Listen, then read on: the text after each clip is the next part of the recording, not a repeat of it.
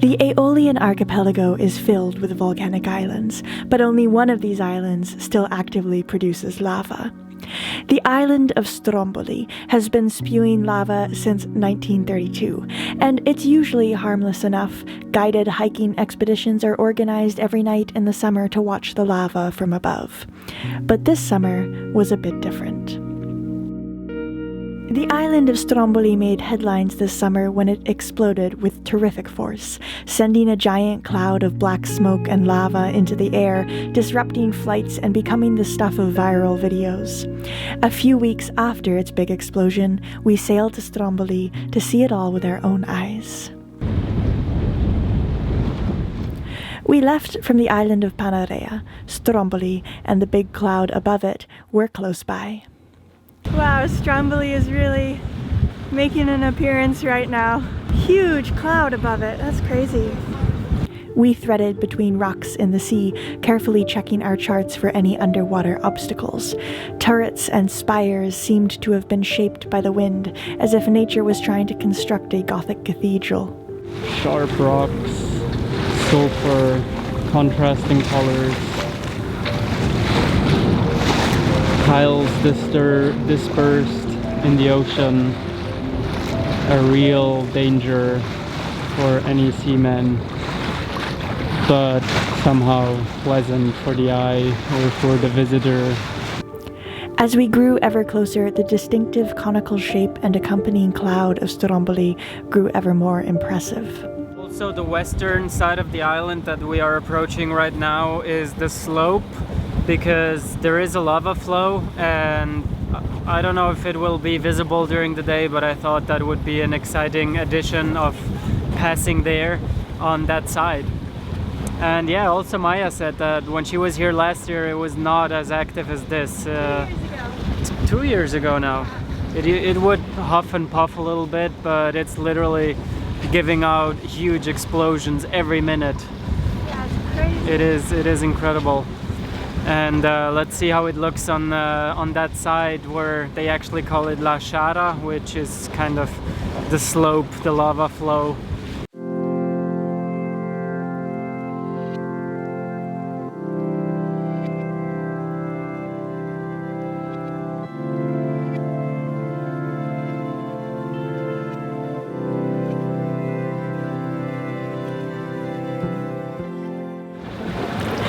This is so amazing. We're just sitting here watching a natural fireworks show.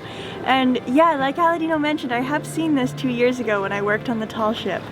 However, I don't recall really seeing it during the day. We only saw it at night, which was really impressive, but it's really cool during the day to just see how much smoke comes out, and you can actually see rocks being flown up into the air. And you can even see magma coming out sometimes. It's really wild. And especially because it's so much more active right now than it was when I was here, because yeah, it had a really big eruption recently, and since then it's just been way more active than normal. So this is so exciting.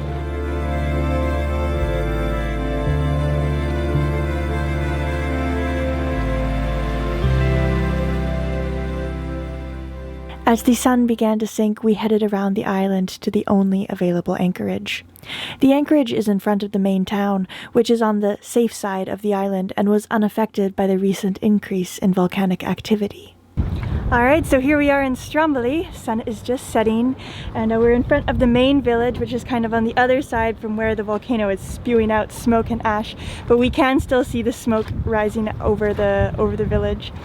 The anchorage seems pretty good. There's a lot of boats here, so it's pretty crowded, but we found a good spot, and our anchor is in sand, so what more could you ask for? Look at what I found. I have no idea what this is. Might be just rocks.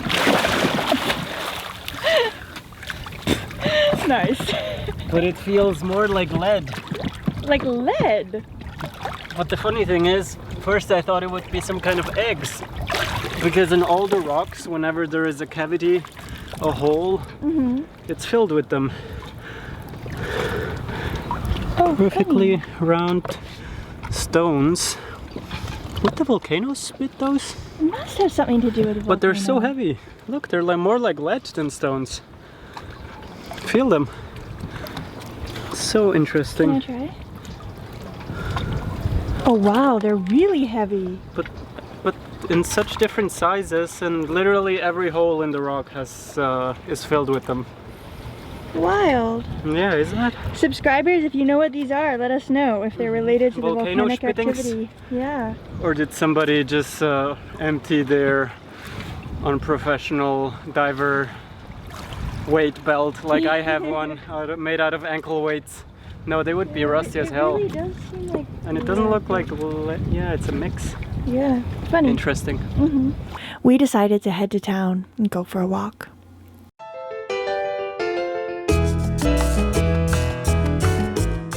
Small, narrow streets, large enough only for Vespas or pedestrians, wind up to the main town, which is situated a bit higher up from the beach. Gardens are rich with fig trees, and the whitewashed walls with blue gates remind me of photos I've seen from Greece.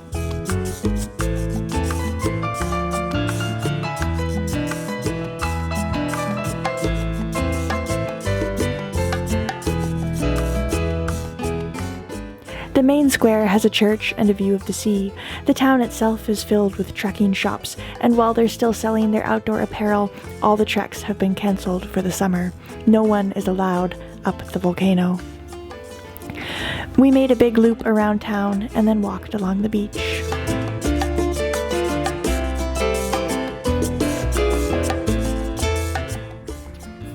Nice. This is a pretty cool detail here. Looks like an ancient tractor. Quite a cool setup to get the boats in and out. And guess what? The engine, I also knew newer ones, but this is a Lamborghini. And there's a fishing boat. They're nicely painted. And there's one with a solar panel.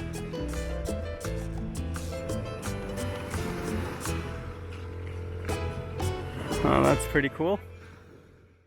We returned to the boat, and then it was time for another adventure. Alright, so it's currently around 10, I guess, at night, and we just pulled up the anchor. We're going around to the side of Stromboli where you can see the eruptions, and so we're going to watch it in the dark. I'm really crossing my fingers that it's going to work and show up nicely on video. Yeah, we'll see. Our camera's not the best in low light, but hopefully you'll be able to see what's going on. It's pretty crazy though. We can see the lights of all the boats that are currently there watching. It's way too deep to anchor, and there are so many boats watching, so they're all just drifting around. So I think we're gonna have to be pretty alert, keep the engine on while we're drifting to make sure we don't drift into anyone.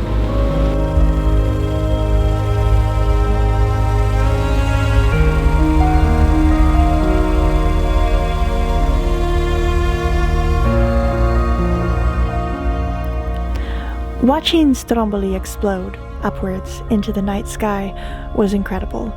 The waves rocked the boat, and we needed a telephoto lens to really get an image, so the footage is sadly not so great. But regardless, I think any footage would do little to convey the power which can be felt from seeing it in person. Like fireworks, the visible explosion and the loud rumble of the volcano never happen at the same time. The lava flows down towards the ocean in a continuous stream, fed by the frequent geysers of lava which shoot up. Many other boats watched, floating in the current, mesmerized by the light show.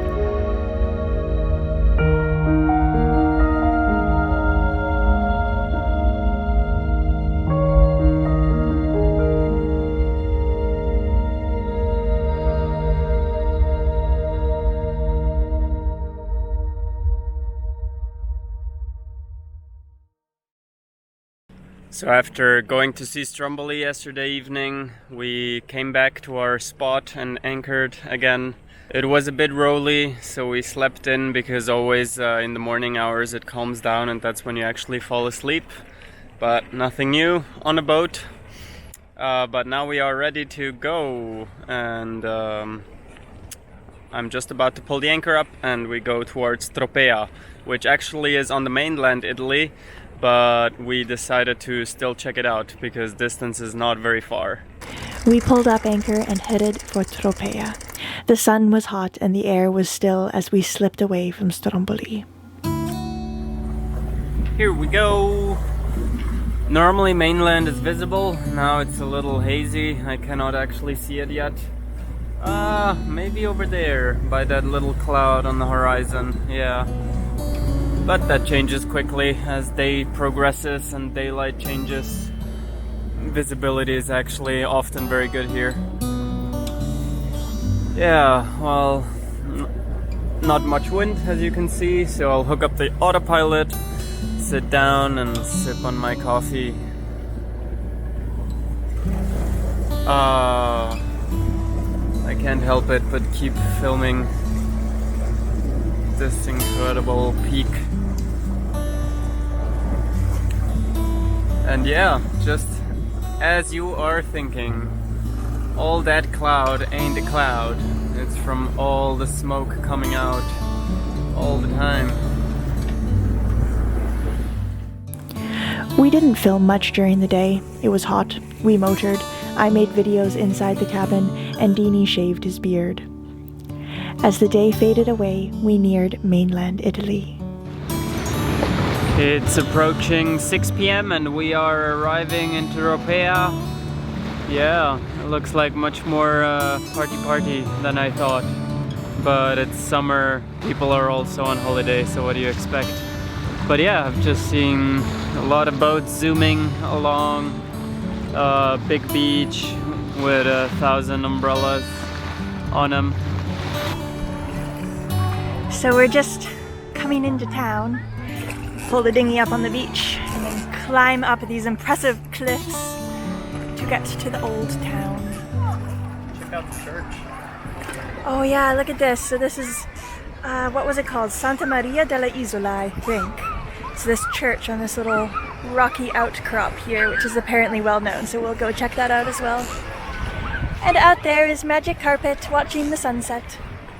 We landed on the beach during golden hour when the whole town was cast in a gorgeous glow from the setting sun. Magic Carpet bobbed beautifully in the calm ocean. So we are both quite hungry, but we're gonna go check out this church built on the little rocky island peninsula thing before we have dinner, because we want to see it when it's light out. And yeah, we'll show you when we get there. By the way, I dressed up this evening. I'm wearing these earrings. Aladino made them for me out of abalone shells that he found while free diving, and then he turned them into earrings for me. How sweet is that?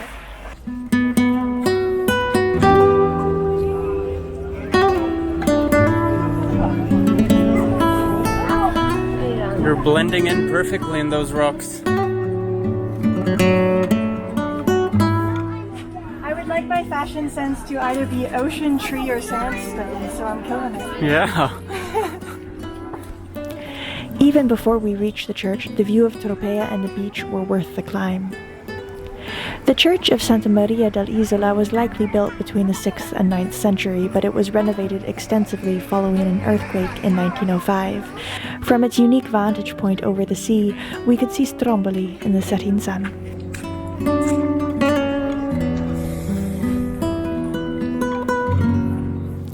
The inside of the church was built of ancient stone, and the warm orange sunlight filtered in through open windows.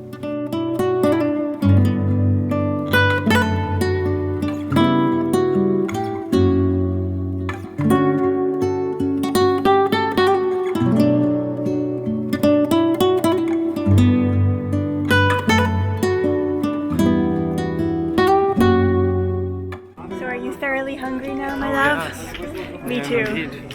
Let's go in search of pizza. Oh, I am so excited to eat an Italian pizza again. It's been like a month that we've not spent much. Yeah, totally. Yeah. It's been months.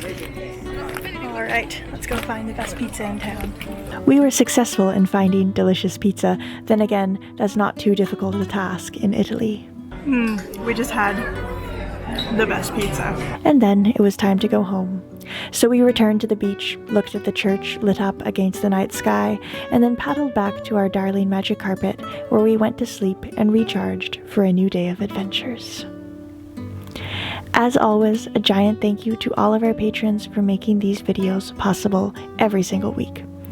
And an extra special thank you to these folks who go above and beyond in making sure that these productions continue. Thank you to all of you, and we'll see you in the next episode.